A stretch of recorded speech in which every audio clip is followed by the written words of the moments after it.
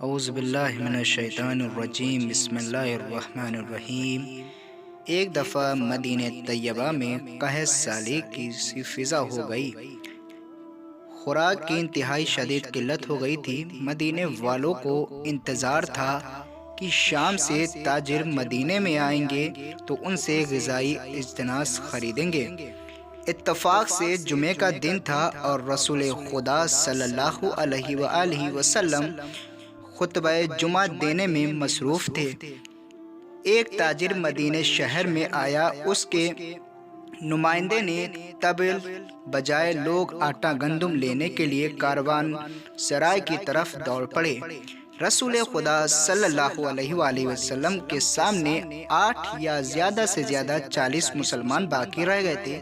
باقی سب کے سب آٹا گندم اور اجناس لینے کے لیے دوڑ پڑے۔ رسول خدا صلی اللہ علیہ وآلہ وسلم نے ارشاد فرمایا، اگر یہ لوگ بھی مسجد سے چلے جاتے تو اللہ تعالیٰ کا غضب اس پورے علاقے پر نازل ہوتا اور مدینہ پورا کا پورا شہر تباہ و برباد ہو جاتا۔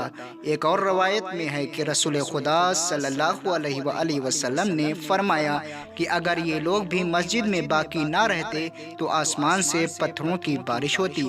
تو پھر اللہ تعالیٰ نے سورہ جمعہ میں یہ آیت نازل فرمائی، وَإِذَا رَأَوْا تِجَارَةً أَوْ لَهْوًا انفَضُّوا إِلَيْهَا وَتَرَكُوكَ قَائِمًا قُلْ مَا عِندَ اللَّهِ خَيْرٌ مِّنَ اللَّهْوِ وَمِنَ التِّجَارَةِ وَاللَّهُ خَيْرُ الرَّازِقِينَ۔ اور جب انہوں نے تجارت یا کھیل تماشا ہوتے دیکھ لیا تو اس کی طرف دوڑ پڑے اور آپ کو کھڑا چھوڑ دیا۔ کہہ دیجئے جو کچھ اللہ کے پاس ہے وہ کھیل تماشے اور تجارت سے کہیں زیادہ ہے۔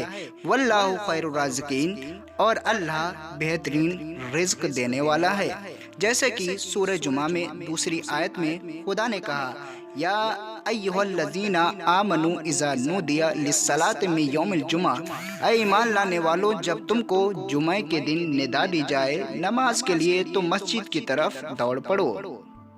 تو اس واقعے سے ہم نے نتیجہ یہ نکالا، جو شخص اپنے پیٹ کے خاطر نماز کو چھوڑ کے دنیا کے کاموں میں لگ جائے خداوند عالم اسے پسند نہیں کرتا ہے۔